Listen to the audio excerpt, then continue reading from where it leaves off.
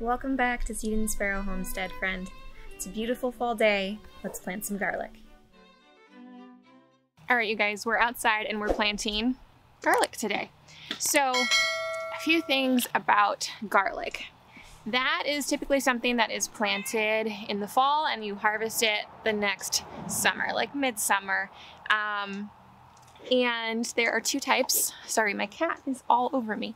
There are two types of varieties. You've got your soft neck and your hard neck. Pretty self-explanatory. One has like this hard stem neck and the other does not. So with your hard neck, you're gonna have bigger cloves all the way around and just like one single layer. And your soft neck varieties, they don't have this center hard neck. They just have layers of cloves, and you'll have bigger ones around the outside and they get smaller as it gets towards the core. If you're a visual learner like myself, on the right here you can see what is left over from the soft neck variety, just that root base, and on the left there is the hard neck that is left over. Some other things to consider: your soft neck varieties will store much longer, approximately 9 months, and your hard neck varieties will only store about 3 to 5. If you would like to harvest garlic scapes, be sure to choose a hard neck variety. Soft necks do not produce them. And then you also have a huge array of flavor profiles to choose from. Let's jump back outside. Hard neck tends to be more cold hardy, so if you're in a colder climate, you should probably go with your hard neck.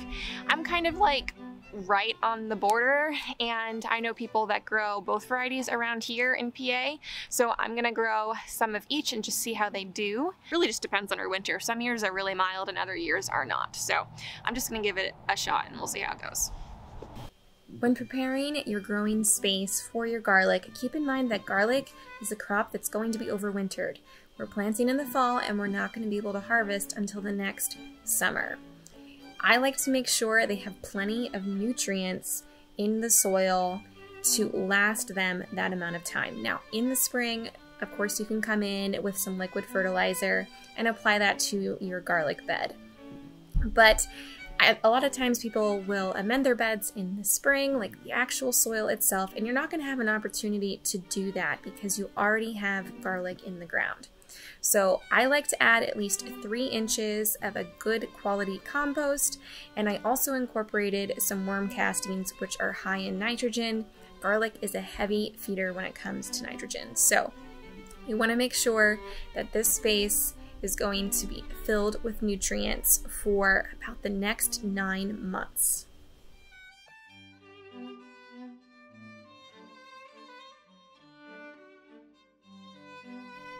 When planting in the garden with really anything, I seem to prefer this trenching method. Instead of poking holes and throwing your seeds, or in this case cloves, into the hole, I just like that I can see what I'm doing a little bit better, and a lot of times I find holes cave in, or sometimes I just forget to put seeds in a hole and I'm going back and trying to pull the dirt away that might have fallen in to figure out if I put a seed in there. So this is just nice to dig one long trench, put all of your seeds or cloves in, and then go back and fill in later. But by all means, do whatever method you prefer. Now, when planting, you want to make sure that that root base end goes down and the pointy, papery end points up. That is the correct way to put a clove in the ground. And then some other things when you are choosing your cloves for planting, you want to stick with the bigger ones. The bigger the clove, the bigger the bulb you are going to get. You want to make sure your cloves still have that papery layer on the outside. That is going to protect them from rot. And you also want to make sure that you're not planting your cloves too deep or too shallow. Too deep and it might affect the bulb from forming, and too shallow and you might end up with rot issues. I'm trying to stick with about 2 inches deep and 2 inches between each clove, or 4 inches total of growing space per clove. After they're all placed in the ground, I'm just going to come in and backfill, and I kind of make nice little mounded rows. One thing I am probably going to do to this bed is apply a layer of leaf mulch. Like I said, I'm kind of on the border in terms of climate. It just depends on the year and how cold our winters get, and I am growing some soft neck varieties. So I'm going to apply that layer of leaf mulch just to give them a little bit of added protection, and then I can pull that back once the spring comes. Well, there you have it. In about 9 months, give or take, depending on the variety you've planted, you'll have a beautiful garlic harvest.